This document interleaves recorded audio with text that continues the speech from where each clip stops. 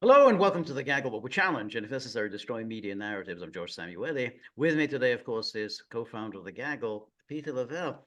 So, Peter, this week we had some very interesting news. There was a young, well, no, not so young. I mean, a kind of foreign policy analyst, a career expert named Sue Mi Terry, was indicted for FARA violations. The government alleged that she was a foreign agent. She had conspired to hide that she was a foreign agent, and she was working as a representative of the government of South Korea It was on the without tape. It was on the tape. Exactly. Now, normally, I don't know who cares about that. I mean, got other fish to fry. But what was striking is that she is the wife of Max Boot. Now, Max Boot is, of course, one of the most rabid of the neocons, and an absolute fanatical Russophobe. It goes back to his origins. He was born in the Soviet Union. He's a Jew born in Moscow. He came to the United States in about 1976. He was born in 69. He came in 1976. At the time when the Soviet leadership decided to get rid of all of its troublemakers, and many of them they were dumped onto the United States. But anyway, he became a passionate neocon, espousing some concept that he invented called Reaganism. As did all the neocons. They're the apostles of something called Reaganism, entirely invented by them. It had nothing whatever to do with Ronald Reagan, but they just called it Reaganism. I don't think Ronald Reagan would agree with Reaganism. I don't think so, exactly. I am not a Reaganite. He would have said, like Marx said, I'm not a Marxist. So yeah, I'm not a Reaganite. But anyway, that in itself would be okay, and even that wouldn't, we wouldn't have to talk about that. But in the case of Boot, you can take the boy out of the Soviet Union, but you can't take the Soviet Union out of the boy. He has devoted a lot of energy to accusing others of being agents of foreign powers, in particular of being agents of the Kremlin. So let's just take a look at a couple of clips. First, when he was interviewed by Tucker Carlson, this was about 2018, 2019. Anyway, just watch this. This is kind of interesting. Not alone in holding that view. You hear it all the time here in Washington. CNN analyst Robert Baer recently suggested anyone seeking collaboration with Russia on national security questions would have joined the Axis 75 years ago. Clearly, the country that attacked us in the 2016 elections, you can't go into business with them. It is truly like, working with the Japanese after Pearl Harbor to, defend Hawaii, the air defense. It's just nutty. Max Boot is a senior fellow at the Council on Foreign Relations. He says he agrees with what Lieutenant Colonel Peters said last night, and he joins us tonight. Max, thanks a lot for coming on. Now, I think it's fair. Tucker. I think it's fair to disagree about whether or not cooperating with Russia in the fight against ISIS is a good idea. But to dismiss anyone who doesn't share your view as a Nazi sympathizer seems cheap and a shortcut and not really befitting a self-described genius like yourself. Why would you say something like that? Well, rest assured, Tucker, I'm not actually saying that you're a Nazi sympathizer. And the one thing that I would disagree with Colonel Peters about is I don't think that Putin is comparable to Adolf Hitler because there was only one Hitler. But what I do believe is that Mitt Romney was right. I was a foreign policy advisor on the Mitt Romney campaign in 2012 when he said that Putin is the number one geopolitical threat that we face. I think that's true today. And I'm very disturbed, Tucker, when I see you at the top of the show, you and Mark Stein, yucking it up over the fact that Putin is interfering and meddling in our election process, undermining the sanctity of our elections to try to get Donald Trump elected, and that Donald Trump Jr., when he's told that Putin's government wants to support the Trump campaign, he doesn't pick up the phone to the FBI. He says, I love it. That, to me, is very disturbing. But what's even more disturbing is that you don't think it is disturbing. Point by point here. First of all, I'm sorry that laughter disturbs you. And you can debate whether or not this is not Donald Trump. I'm sorry. This is an assault on our democracy. I get your view there, Max. you can debate whether or not what he did is a crime or falls under the Espionage Act or not, but to dismiss people who disagree with you as immoral, which is your habit, isn't a useful form of debate. It's a kind of moral preening, and it's a little odd coming from you, who really has been consistently wrong in the most flagrant and flamboyant way for over a decade. And so you have to sort of wonder, like, What have I been wrong about, Tucker? What have I been wrong about? Having watched you carefully and known you for a long time, I recall vividly when you said that if we were to topple the governments of Afghanistan and Iraq, the region would be much safer, and the people who took their place would help us in the global war on terror. Of course, it didn't happen. I was there when you said that. On me, Tucker. I'm not getting holier than thou. I'm merely saying you supported the invasion of Iraq. You have been consistently wrong, and many people have been wrong. I've been wrong about a ton of things, but you try to learn your lesson. But when you get out there in the New York Times and say, we really should have done more to depose Gaddafi because, Libya is going to be better when that happens. And then to hear you say we need to knock off the Assad regime and things will be better in Syria, you sort of wonder, like, well, maybe you should choose another profession, selling insurance, house painting, something you're good at. I guess that's kind of the point. Is there no sanction for being as wrong as you I would be happy to hold up my record of foreign policy prognostication against yours. And by the way, to underline the fact, you supported the Iraq war, and then when it went bad, you opposed it. It doesn't take any moral courage. All right, so that's when he with Tucker, but I remember I saw it live. Yeah. but here's one which is even more pernicious. What happened at the 2-hour? This is when Boot debated with Stephen Cohen. And this got quite heated. So this is a debate that took place just after the Helsinki summit between Trump and Putin. Plus, sit down between Vladimir Putin and President Trump in Helsinki. The president brought the subject back into the news cycle today. I had a great meeting, in my opinion. Of course, the fake news didn't cover it that way, but I had a great meeting with President Putin of Russia. Says it was a great meeting. We didn't cover it that way because we have no idea what actually took place in that meeting. Max Boot is here, CNN global affairs analyst, and Stephen Cohen, professor emeritus of Russian studies and politics at NYU in Princeton. Max, let's start with you. I mean, the president's saying he had a great meeting with Vladimir Putin. The fact is, it's been 2 weeks now. We still don't know what went on behind closed doors between these two. That's exactly right, Anderson. And Trump is aggrieved that he's not getting the credit that he. That was such a stupid argument. You never know what's going on. I mean, those those one-on-one summits, they never tell you what goes on in one-on-one. It's called diplomacy. Yeah. Yeah. That not just that, but the whole thing about there was no one else present other than one interpreter. Yeah, that's what happened. And Nixon described it when he met Brezhnev. There was no one there except one interpreter. That's the whole point. It's just a one-on-one meeting, just essentially to get to know each other. Thinks he deserves, but we have no idea what the heck happened. And if you listen to Mike Pompeo's testimony last week, even Secretary Pompeo doesn't have a clear idea of what happened. This is not normal. This is not what normally happens when two leaders meet. You're seeing Trump continuing to praise Putin, and we don't know the substance of what they discussed. That's a scary scenario. Stephen, I mean, do you think it's problematic that we don't know what was said in that 2+ hour meeting between these two world leaders? And as Max said, it didn't seem like Mike Pompeo or others maybe even have a firm grasp on what was said.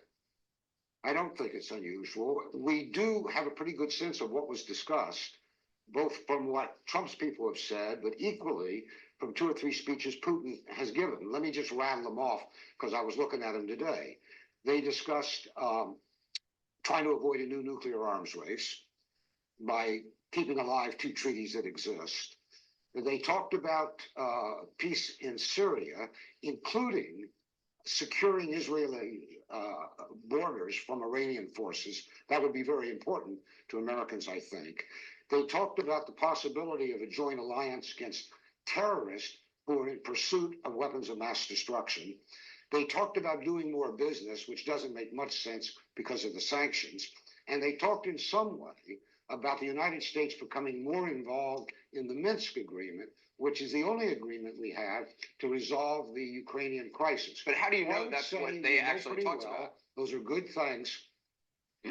You have to take Putin's Well, word this for is this. what This is what they talked the about. Russian side has said. Right, so you're going on the side, Well, you're believing Vladimir Putin on this.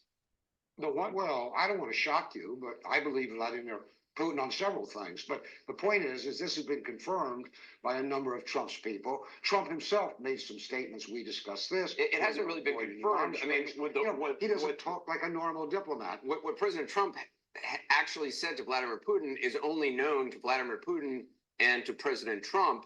Even if Putin comes forward and says, "Oh, I said this," or even if President Trump comes forward and says, "Oh, I said this," we don't know for sure. The only thing we know for sure is what happened in that press conference. Did what happened in that press conference concern you at all, Stephen?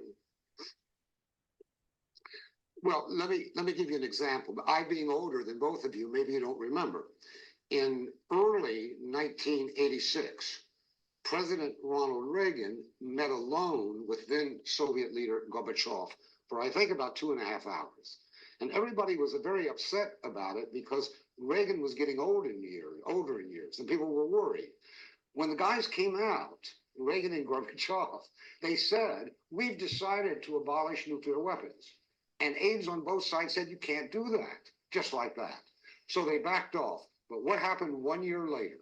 Reagan and Gorbachev abolished a whole category of nuclear weapons, the intermediate range. Okay. So good things got done, and nobody else knew except the two translators what was said in there. Okay. So there's precedent. President Trump today talked about meeting with the Iranian president Rouhani with no preconditions.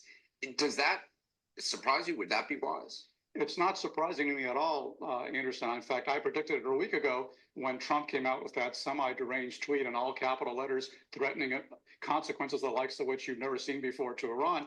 Based on his pattern, you can pretty easily predict that after threatening these horrible consequences, Trump will then try to set up a meeting, glad hand, and before long he'll probably be praising Rouhani for being incredibly intelligent, smart, witty, warm, and reaching a deal that has no substance to it whatsoever. That's his pattern. The President isn't allowed to have foreign policy. Threat North Korea. He's willing to.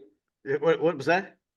A president isn't allowed to conduct foreign policy and diplomacy. That's what Max Boot is That's saying. right. That's right. That's exactly what Boot's view. Threaten Iran. He never threatens Russia. And that's why a lot of intelligence officials think that there is something highly suspect in the relationship between Putin and Trump. So there's highly suspect. Notice this. He's saying there's highly suspect in his relation. He never threatens Russia. What would be the point of threatening a nuclear? We're going to launch a nuclear war against you? I mean, what kind of nonsense is that? He doesn't threaten Russia, and that means there's something highly suspect about his relationship with Putin. I have no idea what Mr. Boot is talking about. He wants Trump to threaten Russia. Why would we threaten Russia? You've got two nuclear because they're attacking us. Russia is attacking us, Professor Cohen. Russia is attacking us right now, according to Trump's own director of national intelligence. Russia, I've been studying Russia for 45 years. I've lived in Russia and I've lived here. And you've been consistently an apologist for Russia for 45 years. Russia hasn't. Excuse me, what did you say to me? I said you've been consistently an apologist for Russia in those last 45 years. All right, I don't do defamation of people. I do serious analysis of serious national security problems. When people like you call people like me, and not only me, but people more eminent than me, apologists for Russia, because we don't agree with your analysis, you are criminalizing diplomacy and détente, and you are the threat to American national security. End of story. Why do you have to defame somebody you don't agree with? It? They used to do that in the old Soviet Union. We don't do that here. Well, we used to, but we need to stop it. So just finally, Stephen, you're saying Russia was not attacking the United States? I know what you're talking about. That during the 2016 election, Russia attacked the United States. Yes, I don't think they attacked the United States. Okay, and yet you just denied being an apologist for Russia. You're apologizing for Russia as we speak. Well, you haven't let me finish. You don't know what I'm going to say. Please the meddling began, Mr. Cooper, and the meddling began right after the Russian Revolution when Woodrow Wilson sent American troops to fight in the Russian Civil War. The meddling began on the Soviet and Russian. Let me finish. On the meddling side, when the communists formed the Communist International, 1919. Ever since then, Moscow's meddled in our politics. We've meddled in theirs. This is low-level stuff, what went on. It is not an attack. It is not 9/11. It is not Pearl Harbor. It is not Russian paratroopers descending on Washington. This kind of hyperbole, an attack on America, suggests we need to attack Russia. So you've got Mr. Boot saying that Trump should threaten Russia with what? Does he want to attack? Try And you know what I sanctions. think? I think that Mr. Boot would have been happy if Trump had waterboarded Putin at the summit and made him confess. Trump carried out an act of diplomacy fully consistent with the history of American presidencies. Let us see what comes of it, then judge. All right, Stephen Cohen. Brilliant. Oh, just brilliant. We miss him so much. Right. But that gives you a sense of Max Boot. And this is the way he has always operated. I mean, he always accused people of very low motives. You are working for someone, he says, you were an apologist. I mean, what's kind of a ridiculous thing to say about a scholar? I mean, you can disagree with him, you don't like his books, but to say he's been consistently an apologist for Russia, which in itself, it makes no sense. I mean, he was writing about the Soviet Union. That was the Soviet Union. I mean, you're consistently about a completely different country, a completely different state. And then what he's writing about today. Oh, you're just a consistent. But then, Well, go on. But it's so important. Two things here. Stephen Cohen was a brilliant observer of Russia, the best we had, I think. And the only downside is that he knows too much for his audience. So when he starts with the Civil War and then the communists, it can lose people because they're not aware of that. Okay, but it shows his supreme knowledge. The second point, I just left my mind. Stephen Cohen was simply not afraid, even after everything that they threw at him. Right. And Max Boot. The second point here. The second point is that Max Boot hates the Soviet Union, something that is gone. Stephen Cohen was no fan of the Soviet Union. I mean, he wrote about one of his last books about people that had survived and returned to society from the Gulag. I mean, no sympathy. That's the point. But my elongated, I'll finish now. He loved Russia. Right. That was his greatest crime for these people. Right. No, that's right. And the whole thing about being an apologist is itself entirely defamatory, because he's not an apologist. He doesn't go around saying, I like Putin, I'm a supporter of Putin or whatever. He's an analyst, and he's objects to ridiculous hate-filled screeds, which are substitutes for a serious analysis, which is what Boot. Now, Boot hates the Soviet Union, but it's deeper than that. He hates Russia. He hates Russians. And that's the people like Julia Ioffe, and then many of those people who came from the Soviet Union, they do have a very deep antipathy, and that we can talk about the roots of that, but that's a deep antipathy, particularly those who remember the Jews, the pogroms, the Cossacks, and everything else, and I think that's where the origin of that. Yeah, but I think that hatred is through the prism of the Soviet Union. I think that's an important element as well. Yeah, I mean, these are people, at least in the case of Max Boot and Julia Ioffe, their parents were educated by the Soviet Union, and they took that education with them when they they emigrated. They didn't have to pay for it or anything like that. So, and they were allowed to leave. They were allowed to leave. Okay? They were allowed to leave. Exactly. No, but I do think that there's it's a deep thing. It's that whole hatred of Russians on the part of Jews is a deep issue, and that's it goes much beyond the Soviet Union, particularly as the Soviet Union was really quite friendly, to say the least, towards Jews. Yeah, well, Vladimir Goldstein, that we all know here. I mean, he has the exact opposite reaction. Okay, he had no love. He had, I don't know, maybe I would use the word for him, hatred of the Soviet Union. But here's an immigrant. He loves Russia. Okay, it was the Soviet Union problem for him. Right. Yeah, but I But I think mean, the whole point of this podcast is that Max Boot is traffics in calling people but basically traitors, and that's now right. It's scurrilous. That's he's right. in bed with one. That's right. So here we can see that let me just find this I wanted to find, which typically now I can't. Let's start. Let me. Always very hard to do these things. Keep looking. Yeah, that's what I'm doing. Yeah, But yeah. But as you're looking, I'll point out to everyone is that I'm really glad that George showed that clip of the professor, because he is being vindicated every single day. You know, his entire career of studying the Soviet Union and Russian history, he's vindicated every single day. And all these clowns like Max Boot are just Right. exposed for the frauds that they are. That's right. So here is this is this is Boot's Twitter page.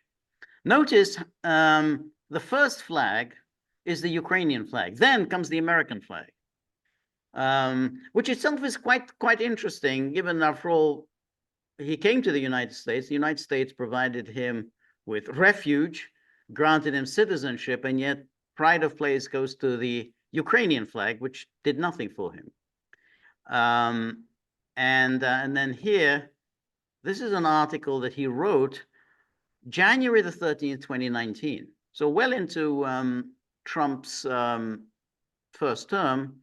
Here are 18 reasons Trump could be a Russian asset. So this is very interesting. I mean, you say, 18 reasons could be.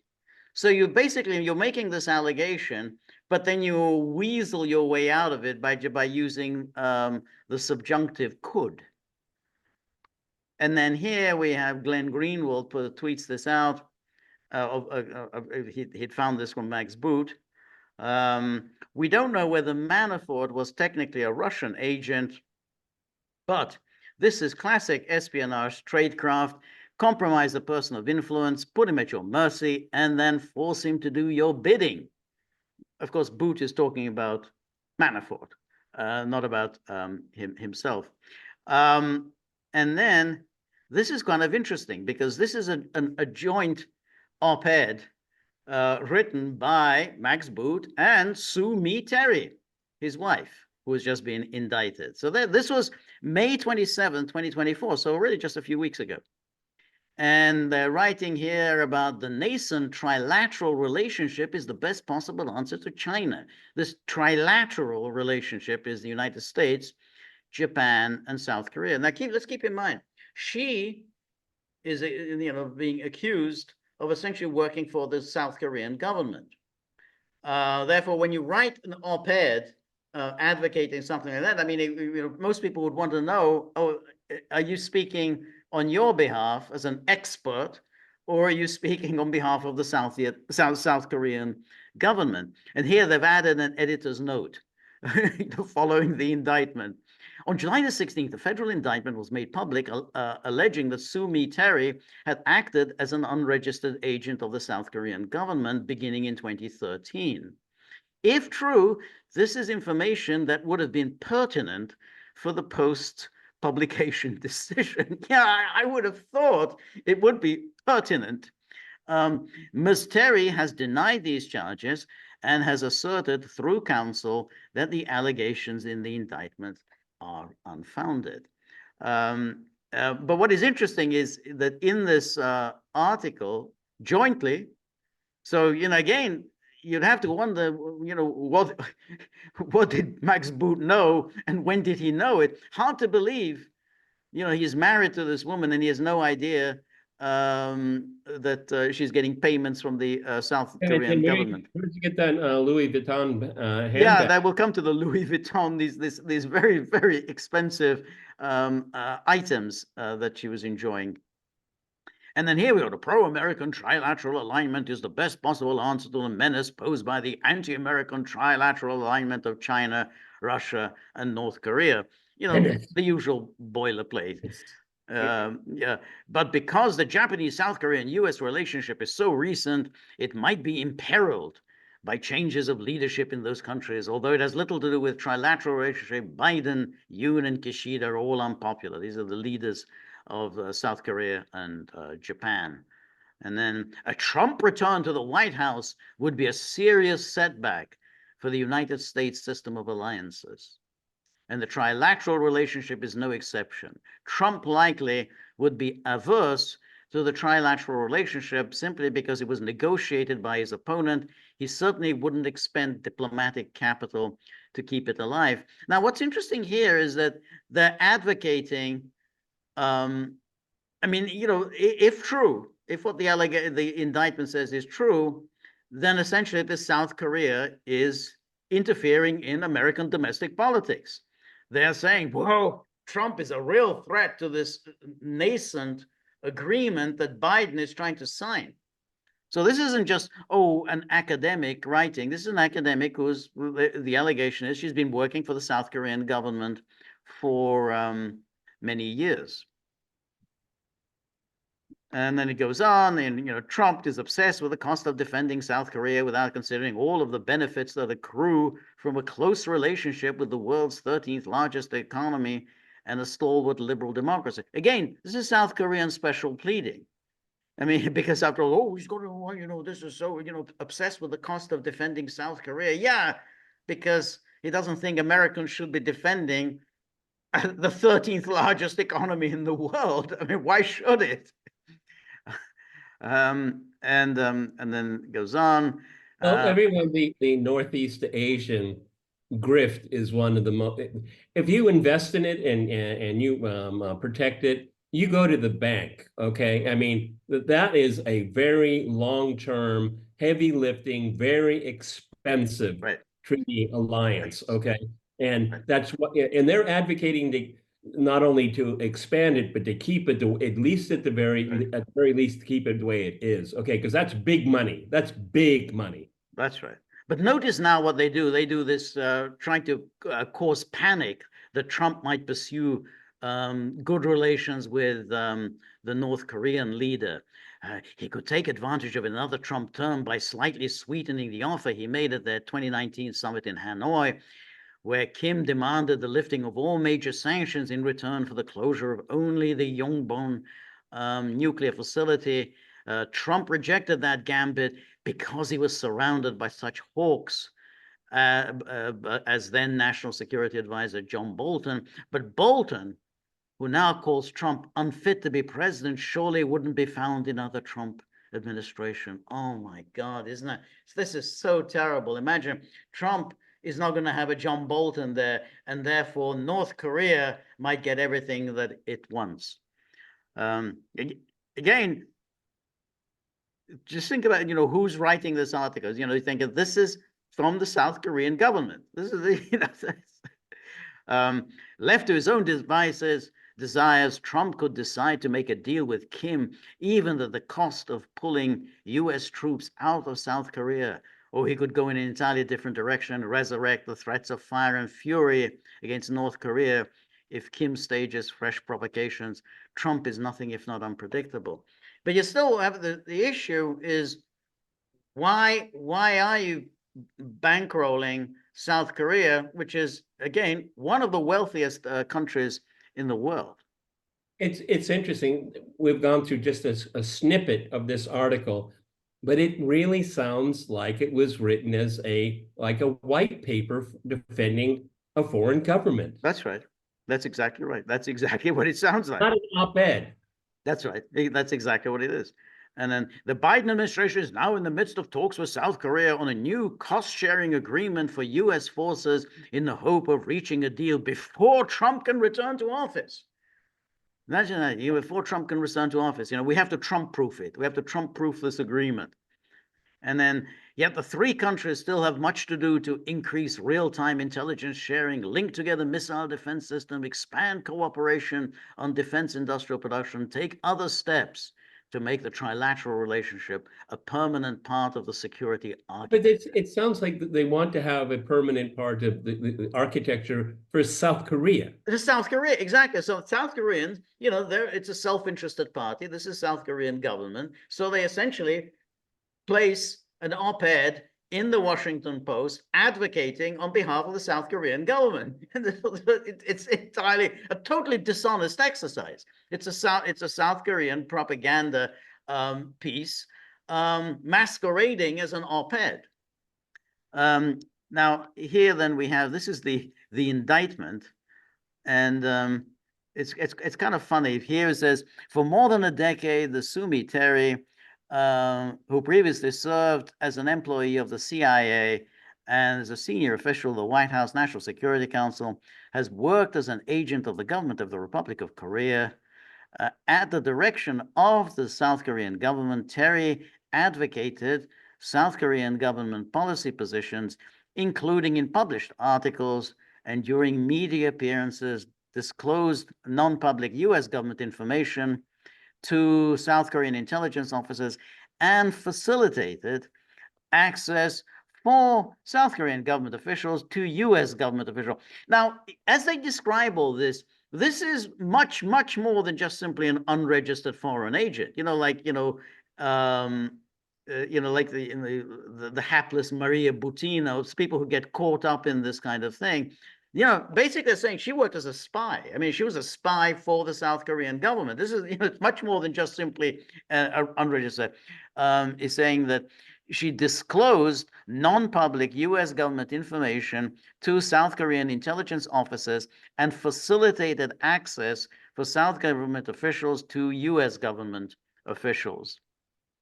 In return for these actions, South Korean intelligence officers provided Terry with luxury goods, high-priced dinners, and more than $37,000 in covert funding for a public policy program focusing on Korean affairs that Terry controlled. She worked at all these various think tanks, like the Council on Foreign Relations. She worked at the Woodrow Wilson Center. She worked at the Center for Strategic and International Studies, the CSIS.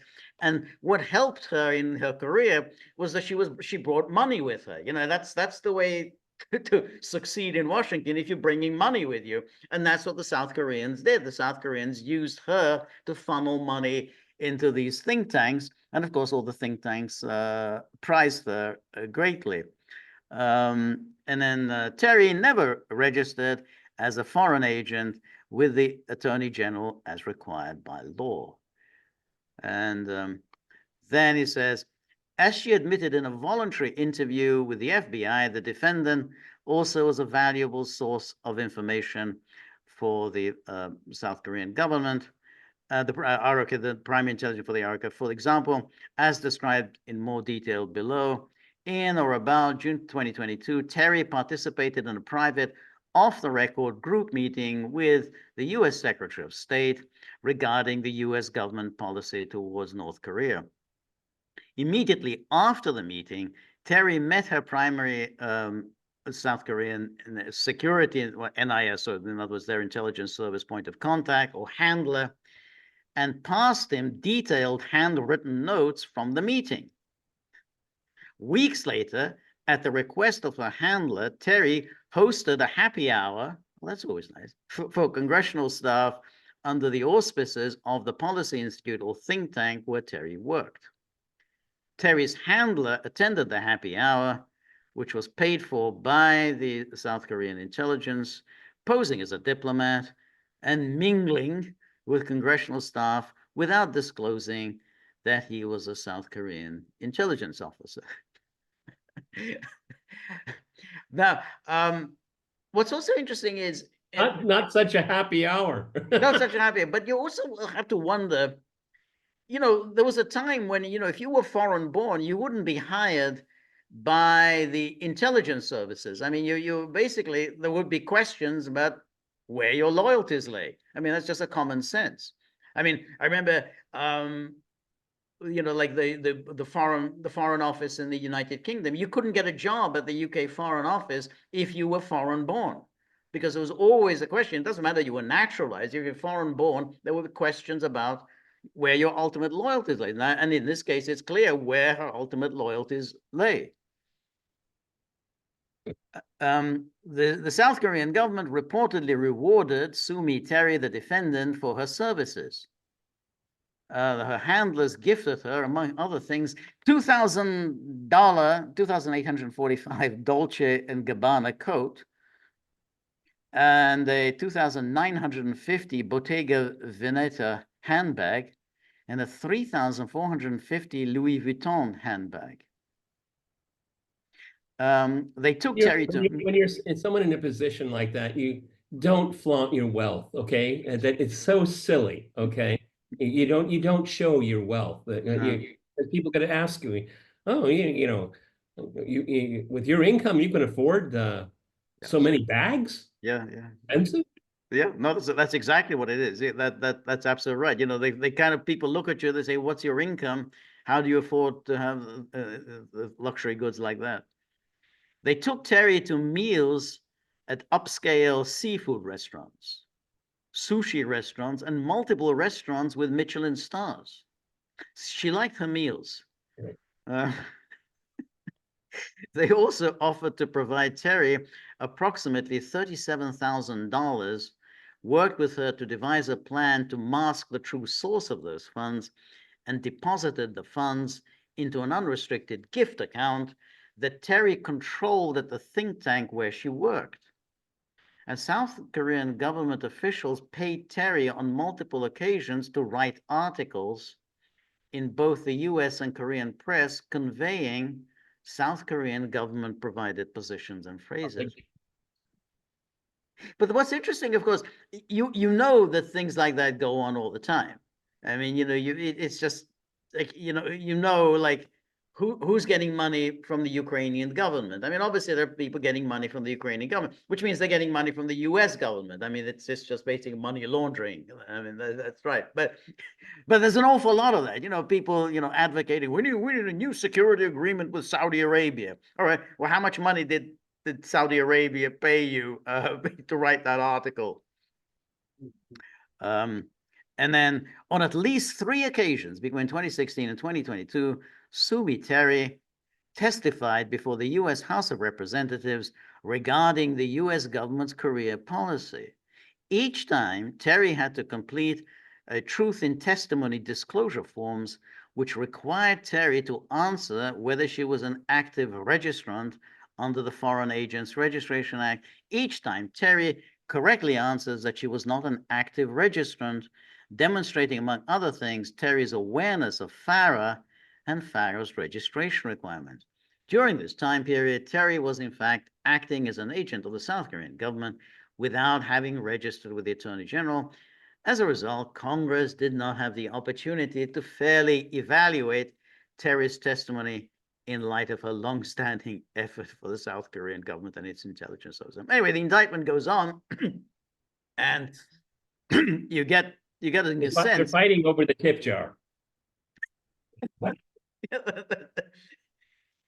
If only there was enough there to justify the fight.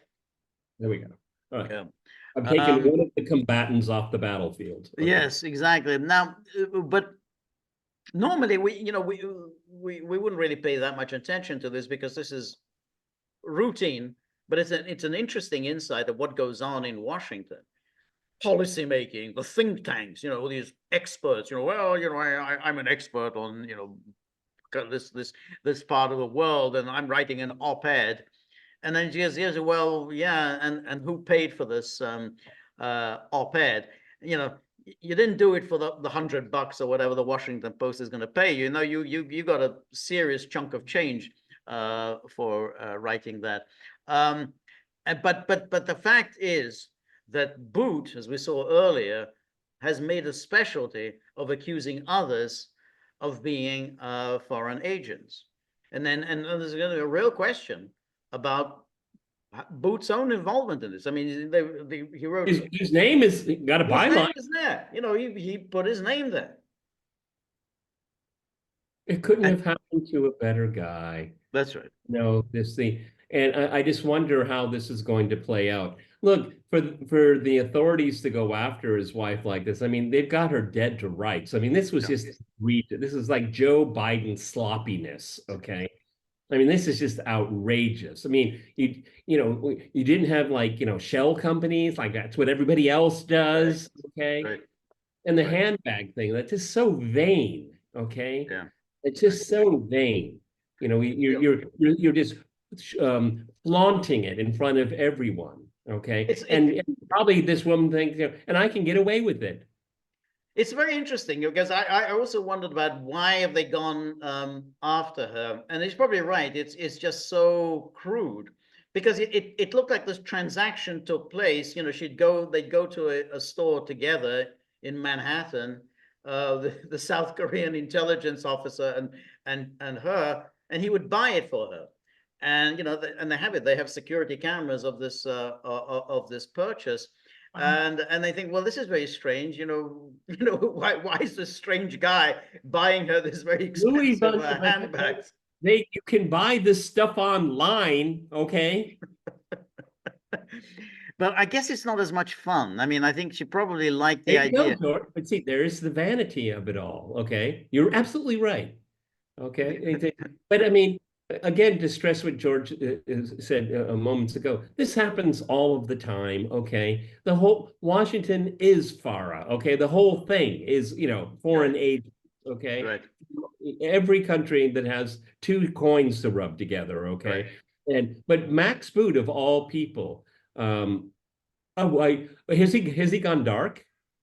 He hasn't. Yeah, he hasn't responded to any comments and questions that people have asked, because the fact is, not only were they married, but they wrote these op-eds together, and it's very hard.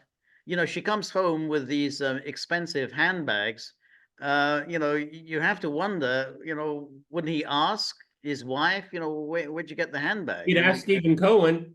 Yeah, that's right. I mean, Stephen Cohen, where did you get that Russian fur hat? That's right, exactly.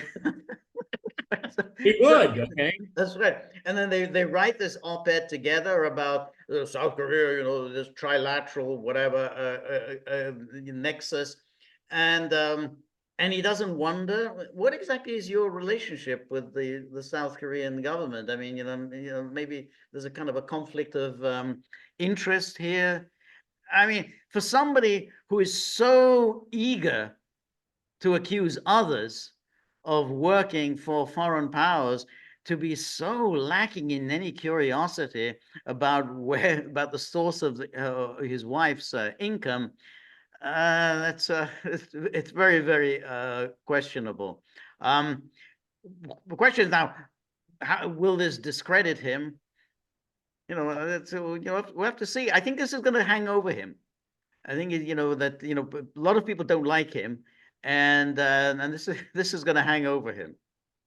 Well, it really should, and it should be an example. I mean, it depends on the political forces at play. I mean, Hunter Biden, he kept all his loot and all of that, and then they want to get him on a gun charge, okay, and rightfully so. But everything else, the thing is that when you look at spouses of people in power and their children, they're all doing exactly that. Okay. Right. It's just that it seems to me, from what George has described to us, it's just the sloppiness of it all. Okay. Right. Yeah. You tend to, when you're breaking the law, you're essentially a traitor to your country. You probably would be a little bit more subtle, you think? Right. But that's the thing. She sold herself as an expert. She has a PhD from Fletcher, and she's a former CIA analyst, and she works at this think tank and that think tank, and then she's writing these op-eds, and all along, she's actually on the take from the South Korean government, and is willingly. This is going on for year after year, that they're getting in touch with her and essentially feeding her material. Why don't you write an op-ed? These are the points we want you to make, and then she kind of palms this off into the Washington Post and everything. Essentially drafted by the South Korean government. Yeah, and then anyone that says we should not go to war with Russia, you're a Putin puppet. That's right. Yeah. Well, Georgia, we have to promise our viewers that if Max reappears on the scene, we have to take a look at what he has to say.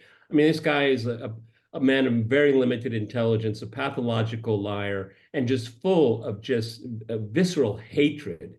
Okay, that blinds him. That blinds him. Maybe that's why he didn't see the bags. Okay, Maybe, yeah, yes, yes. okay. It blinds him. But again, as I said, I think there is that quality that he had picked up in the Soviet Union of immediately attacking other people's motives. Denouncing, always denouncing. Denouncing. In other words, you can't just accept, well, here's somebody, I just don't agree with him. You know, maybe you can say he's an idiot, a moron, or whatever. No. He's working for a foreign government. He's actually, you know, on Putin's payroll. He's an agent of Putin's. And this is, he's been doing this for years. I mean, look at that headline, 18 reasons why Trump is is a Russian asset. Could be a Russian asset. Yeah. I mean, this is the way these people operate. And I think it's just, really, obnoxious. And as we can see, there's, real hypocrisy involved in it. So well, one thing is for sure, Max Boot can certainly claim how foreign agents work for foreign governments. His wife is the best example that he knows. Yeah. Okay. Yeah. Yes, that's right. Yeah. I'm not surprised, but I'm just disappointed. Shouldn't be that isn't getting more coverage because of the high profile. Again, someone of such limited intelligence can make it so far. This is, he's kind of like the Secret Service, all flashy, bumper stickers and all that, but completely ineffective when it comes down to. Right, but well, he is effective in the sense that he's advocated something that the foreign policy group people, the op-eds, the editors and everyone, they like this. Essentially, he always wants war. He always wants to bomb some country or other. They're always the bad guys. We always have to go after the bad guys. I mean, they're just ubiquitous. Sanction, terrorize, wage a war, overthrow this government, overthrow that government. That's his constant theme. And there's a market for that. There's always going to be people publishing this. And then, he writes book after book, always, advocating the same thing. And now he's got this new book coming out on the Reaganism. Oh, goody, You notice it's something. So it's part of their modus operandi. When someone doubts or presents a different point of view, it can be on Gaza, it can be on Russia, it can be on Ukraine, it can be on South Korea, it could be on Taiwan. What do the establishment people do? They talk over you. They intentionally drown you out. They don't want you to speak. But the people that are advocating a different point of view, right, almost always are polite and wait to get their word, their 2 cents in. I don't know if you saw it, but our favorite moron, Piers Morgan, he had Aaron Mate on, and who else was on with him? Who's the guy that writes for Heratz? Gideon Levy. Gideon Levy, and then he had 2 Zionist propagandists, and all they did was filibuster, just filibuster, don't allow anyone to say. And that's exactly what Max Boot does. He just, how many times did Stephen Cohen interrupt Max Boot? Right. Yeah. No, I mean, but that's the thing. I mean, why he does it is he wants to introduce into the mind of people that Stephen Cohen, he's an apologist. For whom? Well, for Russia. Well, but that's Russia. But apparently he's also apologist for Soviet Union. Completely different things. But he's an apologist. Tucker Carlson. He's just working for Putin. Trump. He's a Soviet, a Russian asset.